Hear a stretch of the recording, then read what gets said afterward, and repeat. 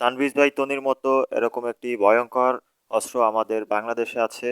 এরকম একটি জঘন্য অস্ত্র আমাদের বাংলাদেশে আছে, এ দিয়ে আমরা ভারতের সাথে অবশ্যই নির্দ্বিধায় যুদ্ধ ঘোষণা করতে পারি।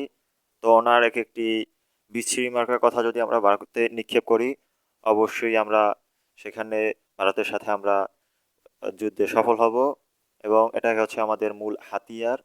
তো এরকম কিছু পাগল যেগুলো আমাদের বাংলাদেশে আছে, ওদেরকে ব্যবহার করে আমরা অবশ্যই ভারতের সাথেও আমরা যুদ্ধে সফলতা অর্জন করব। আপনারা অবশ্যই এ ব্যাপারেও আমাদেরকে সবসময় সহযোগিতা করবেন।